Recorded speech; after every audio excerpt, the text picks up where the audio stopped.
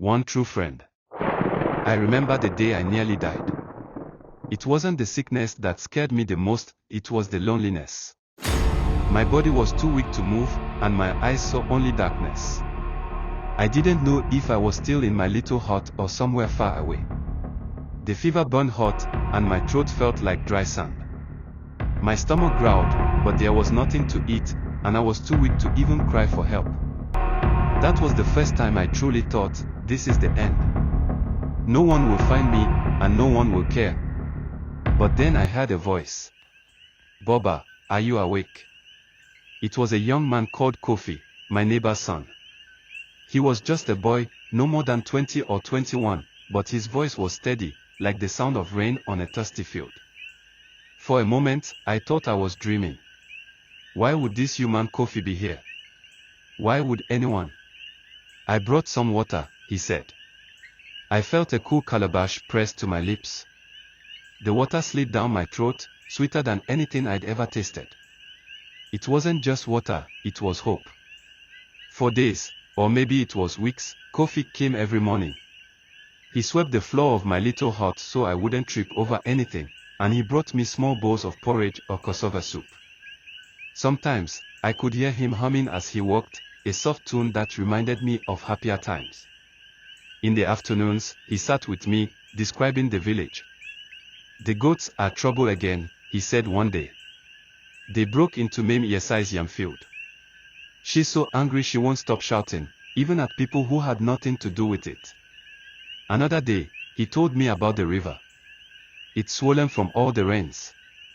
The fisherman said the fish are hiding deeper, but Kwame still caught a big tilapia. It was so big, Baba, I think it could have fed the whole village. I asked him once, why are you doing this, Kofi? You're just a boy. Shouldn't you be helping your family? He was quiet for a moment, then said, you don't have anyone, Baba. And I couldn't just leave you. My mother says it's wrong to turn away from someone who needs help. He was right, I didn't have anyone. My wife had passed many years ago, and my only son had gone to the city to find work. People in the village were kind enough, but they were busy with their own lives, their own struggles. Kofi the young man didn't owe me anything, yet he came every day. One night, the fever broke. I woke up drenched in sweat, but the burning in my body was gone. I called out, Kofi. He was there, sitting on the floor, half asleep. You're awake, Baba, he said, and I could hear the relief in his voice. Yes, I said weakly. Thanks to you. He didn't say anything, but I felt his small hand grip mine tightly. It took months for me to recover my strength. Even then, my sight never returned. But Kofi stayed. He helped me plant a small garden behind my hut. You can tell when the fruit is ripe by the way it feels, Baba, he explained, guiding my hand to a soft tomato. He led me to the market when I needed to go, holding my hand as he described the busy stalls and the voices calling out prices. In the evenings, he sat with me and told stories about the mischief of Anansi the spider, about brave hunters who faced lions, and about the great river that stretched far beyond our village. When people in the village asked him why he spent so much time with me, Kofi would laugh and say, Baba needs someone to keep him out of trouble. But I knew the truth.